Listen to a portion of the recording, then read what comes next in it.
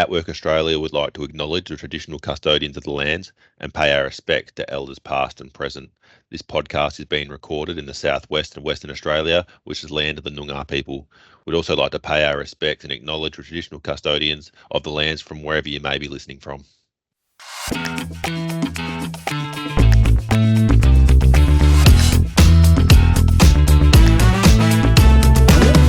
Hello and welcome back to another episode of Shaun's Candid Conversations.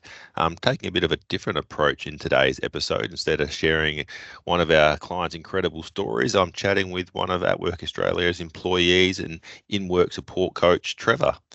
Today we talk about workplace adjustments and how workplace adjustments allow people with disabilities or health barriers to be able to participate in the workforce. So hope you enjoy our conversation, and as always, to learn more about things we discuss, please check out the links in the show notes.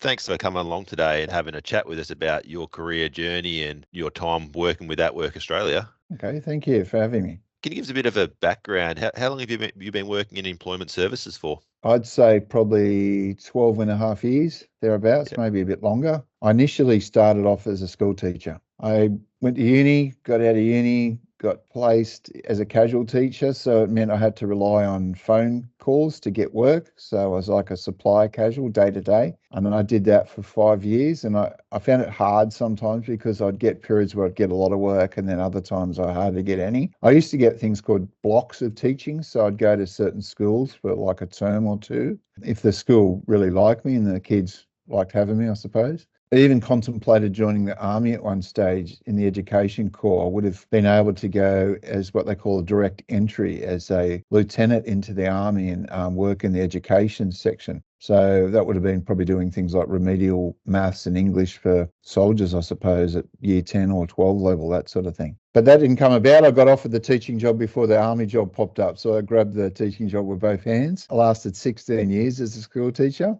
Oh, what were you teaching?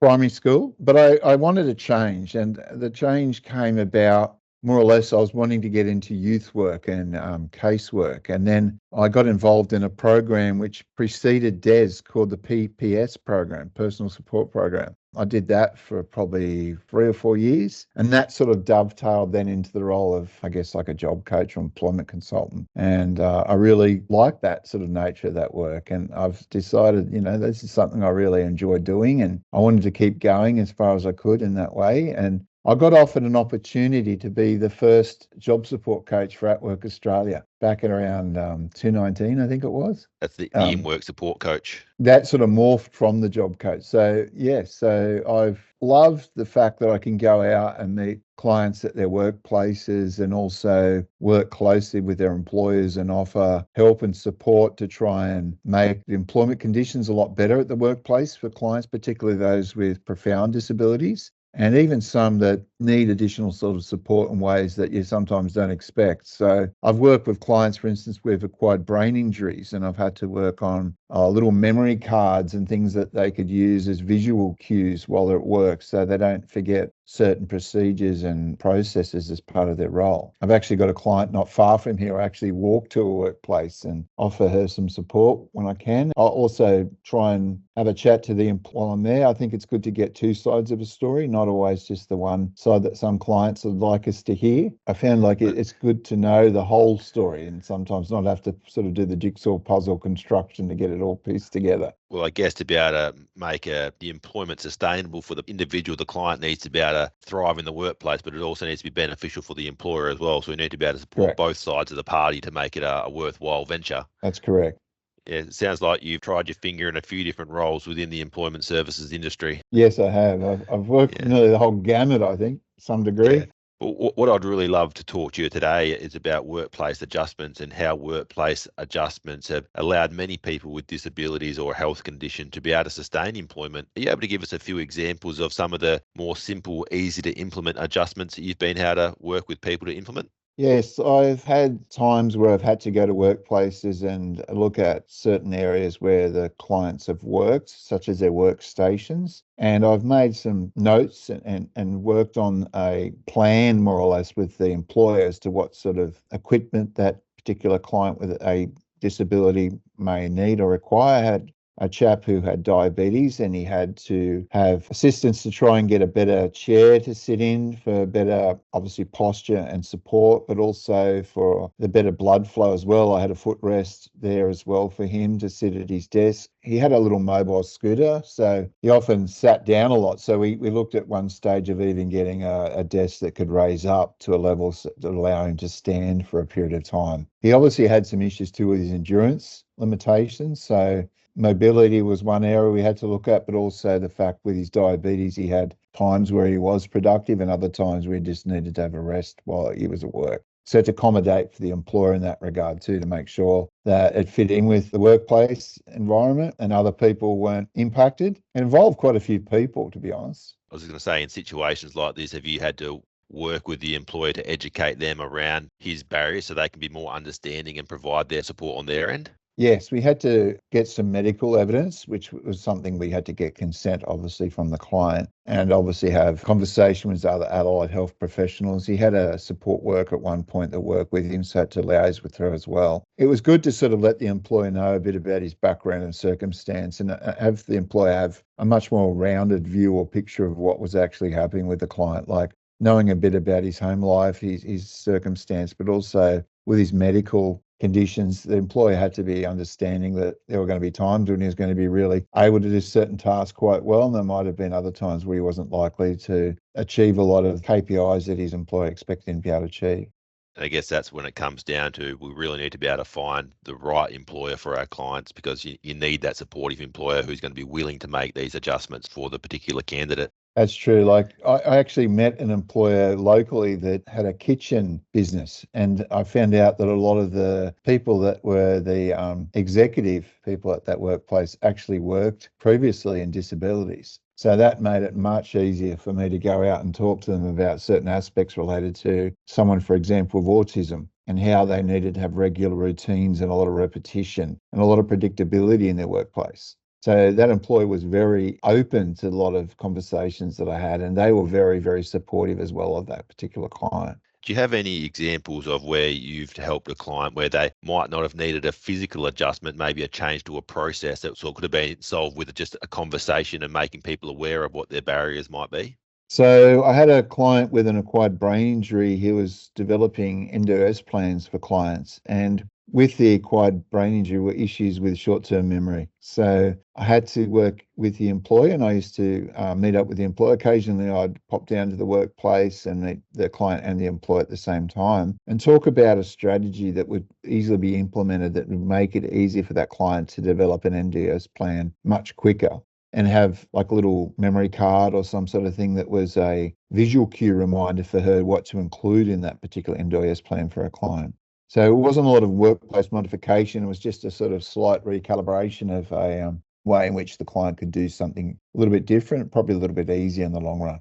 And I guess sometimes we'd work with the clients and the employer to maybe job carve a role. There might be a lot Correct. sometimes with particular tasks that a person can do, something they might struggle with. And so we could try and focus on their strengths and work to avoid having to do the tasks they might find a bit more challenging. That's true. Like I remember one example, I went out to a workplace where a client was wanting to try and get some work. And while I was there, I noticed that the employer had a lot of paperwork strewn across his desk. And I said to this employer, I think you might probably benefit from having an admin assistant, perhaps. And sure enough, I was able to get a vacancy straight away for an admin assistant, but also came back with two other leads for two other roles that he had in mind. So just there at the right Yeah. place, perhaps at the right time, and asked the right sort of question. Thinking back over your career, has there been any like wow moments been when you've been able to support a person where they probably never thought they'd be in the workplace, but because of the assistance that you gave them and through workplace adjustments, they've been able to achieve a major goal in their life and find employment? I was just talking to a client earlier who I had a real big wow moment, or actually a couple of wow moments with this particular client. He was working at a local zoo, and he was doing like garden and park sort of maintenance around the area of the zoo where he worked. And it was mainly just sort of like clearing paths and mowing lawns and sweeping debris as well as footpaths. And he said to me that he wanted to upskill, and he has an intellectual disability. So I thought, okay, well, what ways do you want to upskill? And he said, I'd like to see if I could get a white card so I can do some construction work at the zoo. So I helped him over a period of 4 weeks to get a white card. Not only has he managed to get a white card, he now has a skid steer ticket and also an excavator ticket as well. And he's considering getting a forklift ticket. He's actually changed employers. So he even went from a supported wage up to a open level of employment. Now he's on a full wage. So he's come a long way. And I'm very proud of this particular client. I used to actually do some volunteer zookeeper work with him at one stage. So I've known him probably at least 10 years, maybe more. And what would be some of the more extensive workplace adjustments you've been involved with that wouldn't be the regular everyday workplace adjustment, like the one-off type things you might have witnessed? Okay.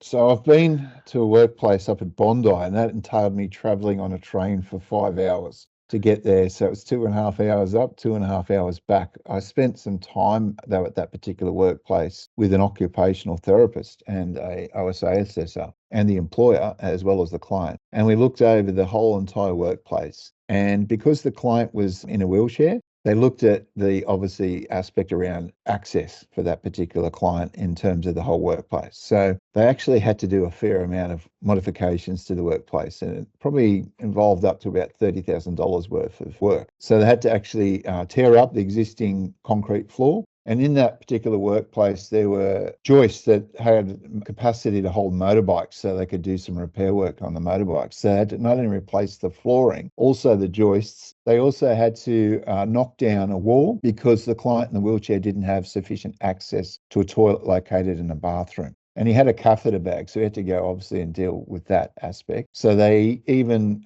remodeled that whole entire bathroom and realigned the stairwell as well, so he got much better access to that. So yeah, it was quite a big, extensive operation. Sounds like a very committed employer, but obviously all of the funding for that doesn't fall back on the employer, right? No, there was assistance through EAF funding, which is employer assistance funding, which is obviously through government, but you have to apply for that. And the employer has to obviously be a party to that as well. And the client needs to know what's involved. I think if you have open communication, and a lot of people then understand, how the dynamics of all that works. I always say, don't promise what you can't deliver. Yeah. Because if you start doing that, you get yourself in a bit of hot water sometimes if you're not careful. Yeah. And do you have any examples of where you might have been working with an employer and they might have been a bit hesitant or reluctant because they thought the workplace adjustments might be too extensive or too hard to implement, but you are able to explain the process and create a positive outcome? Yeah, I have an employee at an aged care facility, and the client there actually had Down syndrome. So he was someone that liked to have a lot of repetition with his role. And during COVID, we had to look at ways to sort of modify his tasks and still allow him to get to work and be able to do the work that was required. But the area we had been working actually was closed because it was a cafe. So we had to then look at ways to implement some sort of retraining around him doing some other sort of role where he could still be utilised to advantage. So he did a lot of cleaning as well. So we had to make sure he understood the need to be very thorough with his cleaning. But also during COVID, obviously, the aged care facilities were very, impacted severely, and I wasn't always able to go out. So I had to do a lot of phone contact and Teams meeting sort of communication to try and make sure that the client was obviously safe in his workplace, but also being utilised properly and not taking any advantage of it in any way. Yeah, yeah. And I guess, like you say, we do support the clients in the workplace to make adjustments as well. But there's probably been situations where clients need to be able to get from their home to work and try to figure out that pathway and process. Yes, yeah. Have you had to support people through that process? Yes, I have. I had a client who worked at a naval base, and he actually had to get a bus transport to get him there. And I think there was a time where the funding for that was reduced. So we had to look at ways of making sure he had sufficient funding to be able to utilise that bus service and get to work on time. So it took a lot of effort, a lot of work to try and make sure the bus company were doing the right thing as well. And the client obviously had NDIS funding assistance. So we had to make sure that was obviously brokered the right kind of way. And the employee was understanding, very tolerant of the fact that there were times when he couldn't always get to work on time. And even with they had bushfires at one stage, so there were times he wasn't actually able to physically get to work. So his employer was still checking in to see how the client was, to make sure his mental health was okay and his general well-being was quite good. Yeah, I think one of the most important aspects of workplace adjustments and creating an inclusive workplace is having that open communication between the employer and the client, and together working towards how they can make the best environment for both parties to be able to succeed. I think it's all about sometimes concessions on certain parts, like having the ability to be understanding and tolerant, but also, they're aware of the fact they've employed someone with a disability. And there's obviously special sort of needs that some clients may have. Like I once had a client that worked in a carpentry sort of role, and he only had 2 fingers. So he had to have special gloves made up and actually made in Western Australia. And this client is working in New South Wales, so I had to do a sort of thing right to make sure that the supplier actually made the right size glove that fit his hand and made him capable to do his job. So that took a little bit of effort, but also understanding and probably patience as well. Yeah, definitely. Is there any other examples or stories you can speak to throughout your career where you think other wow moments that people will find interesting or might be amazed by? I had a client who I still have actually as a client. She's in high level support or on high ongoing support, which is HOS. And initially she would ring me up to 5 times a day with her high anxiety. She'd send me a text. If I hadn't responded to the text in time, she'd ring me to see if I got a text, or she would send me an email. And I had to work out the best way to deal with her anxiety. So I referred her to her local GP, and she got a mental health care plan. Had to sort of liaise with her mum quite a bit to get things in place to make sure she was okay and she was getting the assistance she needed medically. She got access to a good doctor and she got some good medications that helped reduce her anxiety. But she also got some counselling assistance. So that was sort of like an external referral that had good outcome. And I think to this day, like I'm very proud of this particular client, not only because I've seen the progress she's made, but she seems far less reliant on me now. She's actually got her own sort of independence to a degree. That's something which I think ultimately we're trying to move our clients towards, which is a degree of independence where they're not so self-reliant on us as much. That's what everyone sort of desires or tries to work through in their own life, isn't it? To trying to have that Correct. independence and be able to cope independently. Yes, and it's a life skill too. I think the fact that she can function much better in her life, and she's actually now doing support work herself through Oh, a fantastic. disability support provider. So I feel like that was sort of like one of those moments you think, well, she's come almost full circle in her journey. Yeah, yeah. No, it's amazing. Is there any advice or any message you'd like to say to employers out there who may have hesitations towards employing a person with a disability or some type of health condition because of the fear that workplace adjustments might be too hard to implement? Well, I think if you can quash some of the myths associated with employing people with disabilities, I think a lot of time the word disability has sometimes a negative vibe or a bad connotation for an employer. So if you can sell the person's skill set, not so much the fact they have a disability, I think that's ultimately what you want to get across to an employer. But you also want to have no bias in a way. Like it's hard when employers have had experience with someone with disability and it mightn't have been a good experience. They're hesitant to look at employing someone else with a disability. But you tend to find people with disabilities overall are usually the most committed staff. They're the ones that usually don't have much in the way of absenteeism. They're normally the ones that do their jobs really, really well. And sometimes it's just getting that notion across to the employer, like a slight modification mightn't cost a lot of money. And could be funded through EAF funding where you don't have to outlay a lot of money yourself. You can get funding through the government, which is even more beneficial. And you always say to that they might have a bad experience after they've employed a person with a disability, but do you think they've had a bad experience when they've employed a person that doesn't have a disability? But they still then continue to employ those people Sure. as well. So,